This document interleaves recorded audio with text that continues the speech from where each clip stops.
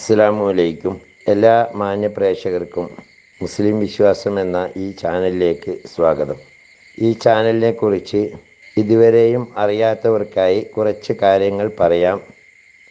ഇത് ഇസ്ലാം മതവിശ്വാസികൾക്ക് മതത്തെക്കുറിച്ച് പ്രത്യേകമായി മതത്തിലെ കർമ്മശാസ്ത്ര വിധികൾ, അതുപോലെ പരിശുദ്ധ ഖുർആനിലെ ആയത്തുകളുടെ വിവരണങ്ങൾ, തഫ്സീറുകളെ അടിസ്ഥാനമാക്കിയുള്ള വിവരണങ്ങൾ, ഇസ്ലാമിക ചരിത്രങ്ങൾ, ഇസ്ലാമിക വിശ്വാസ സംബന്ധമായ കാര്യങ്ങൾ, ഒരു മനുഷ്യൻ്റെ തൊട്ടിൽ മുതൽ കട്ടിൽ വരെ എന്ന വിധത്തിൽ പരിശുദ്ധ ഖുർആൻ നിഷ്കർഷിച്ചിട്ടുള്ള നിയമവ്യവസ്ഥകൾ മുതലായവ അറിയാവുന്നവരെ കൊണ്ട് അറിയാത്തവർക്ക് പറഞ്ഞു കൊടുക്കാനുള്ള ഒരു വിജ്ഞാനവേദി എന്ന നിലയിലാണ് ഈ ചാനൽ മുന്നോട്ട് കൊണ്ടുപോകുന്നത്.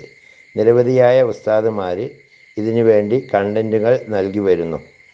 ആയതുകൊണ്ട് തന്നെ ഈ ചാനൽ ദീനീ പ്രബോധനം എന്ന രീതിയിൽ ആരുടെയെങ്കിലും കയ്യിലെത്തിയാൽ അത് ഒന്ന് സബ്സ്ക്രൈബ് ചെയ്യുകയാണെങ്കിൽ കൂടുതലായിട്ടുള്ള വിവരങ്ങൾ നിങ്ങൾക്ക് ലഭ്യമാക്കുന്നതിനും, അതേപോലെ അത് ഷെയർ ചെയ്യുകയോ ലൈക്ക് ചെയ്യുകയോ ചെയ്താൽ കൂടുതലായ ആളുകളിലേക്ക് എത്തിക്കുന്നതിനും ഉപകാരപ്പെടും.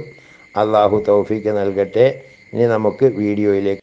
ഇഹ്യാ ഉലൂമുദ്ദീനിൽ ചില മശായിഖുകളിൽ നിന്നും വരുന്ന റിവായത്ത് ഇങ്ങനെയാണ്: ഒരു ദാസൻ പരിശുദ്ധ ഖുർആനിലെ ഒരു സൂറത്ത് ഓതാൻ ആരംഭിക്കുന്നത് മുതൽ അതിൽ നിന്ന് വിരമിക്കുന്നത് വരെ മലക്കുകൾ അവനു വേണ്ടി റഹ്മത്തിനായി ദുആ ചെയ്തുകൊണ്ടിരിക്കുന്നതാണ്.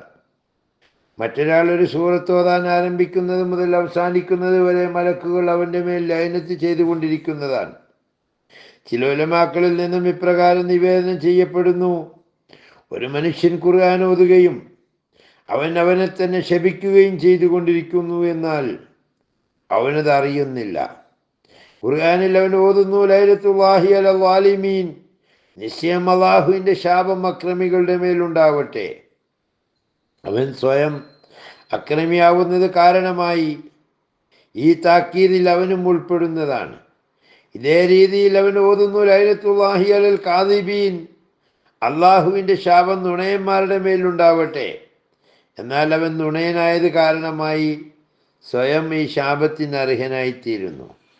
ആമിർ ബിൻ വാസില റളിയല്ലാഹു അൻഹു പറയുന്നു: ഉമർ റളിയല്ലാഹു അൻഹു അവർകൾ നാഫി ബിൻ ഹാരിസ് റളിയല്ലാഹു അൻഹുവിനെ മക്കയിലെ ഗവർണറായി നിയമിച്ച ശേഷം ഒരു പ്രാവശ്യം മലമ്പ്രദേശങ്ങളിലെ കാര്യങ്ങൾ നോക്കുന്നതിന് ആരെയാണ് നിശ്ചയിച്ചിരിക്കുന്നത് എന്ന് ചോദിച്ചു.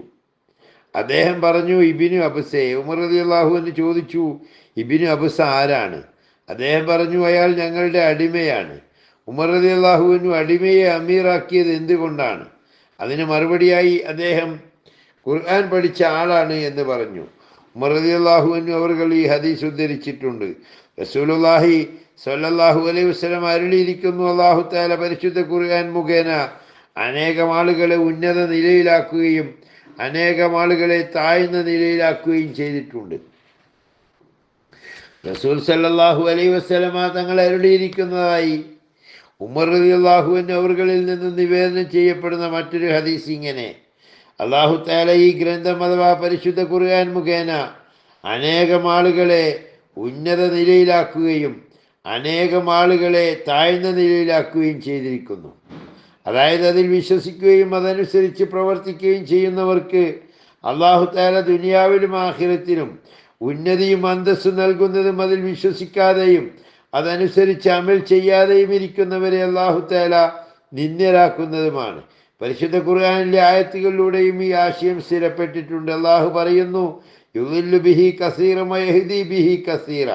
അല്ലാഹു തആല ഇത് മുഖേന അനേകം ആളുകളെ വഴികെടുത്തുകയും അനേകം ആളുകളെ ഇത് മുഖേന നേർവഴിയിലാക്കുകയും ചെയ്യുന്നു.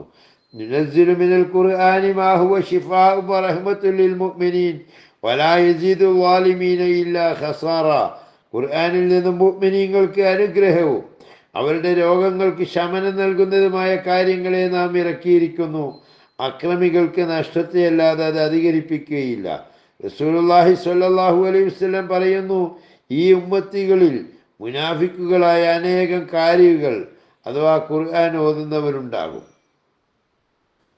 അള്ളാഹു ഖുർആൻ കൊണ്ട് വിജയം പ്രാപിക്കുന്ന സന്മാർഗം നേടുന്ന ആളുകളിൽ നമ്മെ ഉൾപ്പെടുത്തട്ടെ. ദുർമാർഗത്തിൽ അകപ്പെട്ടു പോകുന്നവരിൽ നിന്ന് നമ്മെ കാത്ത് രക്ഷിക്കട്ടെ. വാഹിർ ദഅ്വാനാ അൽഹംദുലില്ലാഹി റബ്ബിൽ ആലമീൻ. അസ്സലാമു അലൈക്കും വറഹ്മത്തുള്ളാഹി തആല വബറകാതുഹു.